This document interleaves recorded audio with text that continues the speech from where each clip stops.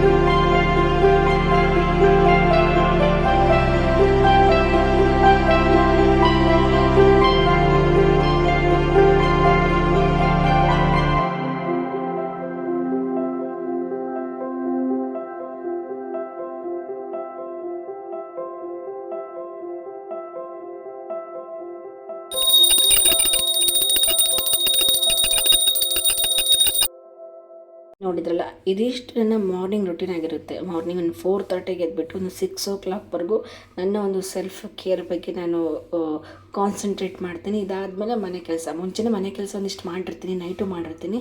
ಇದಾದಮೇಲೆ ಸ್ನಾನ ಮಾಡಿಬಿಟ್ಟು ಪೂಜೆ ಮಾಡಿ ನಮ್ಮ ಮನೆಯವ್ರಿಗೆ ನಾನು ಏನೇನಿರುತ್ತೋ ಪ್ರೋಟೀನ್ ಇರೋಂಥ ಐಟಮ್ಸ್ನೆಲ್ಲ ಕೊಟ್ಟಿರ್ತೀನಿ. ಶೇಂಗಾ ಆಗಿರ್ಬೋದು, ಜ್ಯೂಸ್ ಆಗಿರ್ಬೋದು ಮಾಡಿಕೊಂಡು.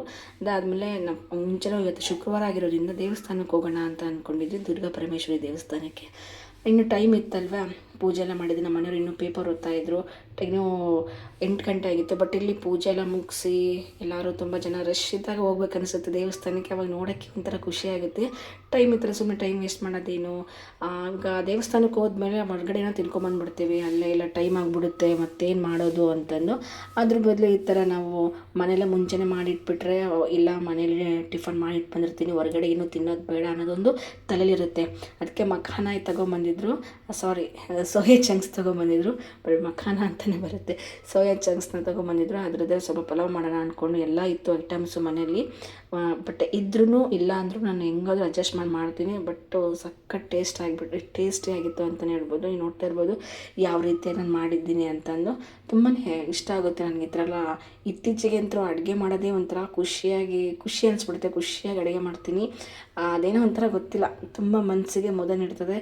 ಏನೋ ಒಂಥರ ನಾನೇನೋ ಮಾಡ್ತಾಯಿದ್ದೀನಿ, ಹೊಸ್ದಾಗಿ ಟ್ರೈ ಮಾಡ್ತಿದ್ದೀನಿ ಅಂತ ನನಗೆ ನಾನು ಪ್ರೌಡ್ ಫೀಲ್ ಪಡ್ಕೊತೀನಿ. ಇದಾದಮೇಲೆ ಸೋಯಾ ಚಂಕ್ಸ್ ಪಲಾವ್ ಮಾಡಿದೆ. ಅದಾದಮೇಲೆ ಕಾರ್ನ್ ಮತ್ತು ಬೀನ್ಸ್ ಇತ್ತು, ಅದರದ್ದೇ ಒಂದು ಪ್ರೋಟೀನ್ ಇರೋಂಥ ಒಂದು ಪಲ್ಯ ಮಾಡಿದ್ದೆ. ಇದಾದಮೇಲೆ ನಮ್ಮ ಮನೆಯವರು ಸ್ನಾನ ಮಾಡ್ಕೊಂಡು ಫ್ರೆಶ್ ಅಪ್ ಆದರು. ಇಬ್ಬರು ಸಹ ದೇವಸ್ಥಾನಕ್ಕೆ ಹೋಗಿದ್ವಿ. ದೇವಸ್ಥಾನಕ್ಕೆ ಹೋದ ತಕ್ಷಣ ಮನಸ್ಸಿಗೆ ಎಷ್ಟು ನಿರಾಳ, ಮನಸ್ಸಿಗೆ ನೆಮ್ಮದಿ ಅನ್ನಿಸ್ತು ಅಂದರೆ, ನನಗಂತೂ ದೇವಸ್ಥಾನಕ್ಕೆ ಪ್ರತಿನಿತ್ಯ ಹೋಗಬೇಕು ಅನಿಸುತ್ತೆ. ಬಟ್ ಇಲ್ಲಿ ಅಕ್ಕಪಕ್ಕ ಎಲ್ಲೂ ದೇವಸ್ಥಾನಗಳಿರಲ್ಲ, ಹತ್ರ ಎಲ್ಲ ಕಡೆಗೂ ದೂರ ನಡ್ಕೊಂಡು ಹೋಗಬೇಕು. ಅದು ಒಂದು. ಈಗ ಮುಂಚೆ ಆದರೆ ಒಬ್ಬಳೇ ಇರ್ತಿದ್ನಲ್ಲ, ಎಲ್ಲಾದರೂ ಆಗಲಿ ಓಕೆ ಅಂತಲೂ ಹೋಗ್ತಾಯಿದ್ದೆ. ಬಟ್ ಇವಾಗ ನಮ್ಮ ಮನೆಯವ್ರು ಬಂದಮೇಲಿಂದ ನನಗೆಲ್ಲೂ ಒಬ್ಬಳೇ ಹೋಗ್ಲಿಕ್ಕೆ ಮನಸ್ಸಾಗಲ್ಲ. ಅದಾದಮೇಲೆ ದೇವಸ್ಥಾನಕ್ಕೆಲ್ಲ ಹೋಗಿ ಕೈ ಮುಗಿದು ಹೊರಗೆ ಬಂದುಬಿಟ್ಟು ಅಲ್ಲೊಂದು ಸ್ವಲ್ಪ ಕುತ್ಕೊಂಡು ಪ್ರಸಾದ ಕೊಡ್ತಾರೆ ಅಂತ ವೆಯ್ಟ್ ಮಾಡ್ತಿದ್ವಿ. ಬಟ್ ಯಾವಾಗಲೂ ಪ್ರಸಾದ ಕೊಡ್ತಿದ್ರು, ಬಟ್ ಈ ಸಲ ಕೊಟ್ಟಿರಲಿಲ್ಲ. ಅದಕ್ಕೆ ತುಂಬ ಬಾಯಾರಿಕೆ ಆಗ್ತಿತ್ತು. ಎಳ್ನೀರು ಸಹ ಕೊಡ್ತಿದ್ರು. ಅದಾದಮೇಲೆ ಸೀದಾ ಮನೆಗೆ ಬಂದು ಟಿಫನ್ ರೆಡಿ ಮಾಡಿಟ್ಟಿದ್ವಲ್ಲ, ಅದು ಸಹ ತಿಂದ್ವಿ.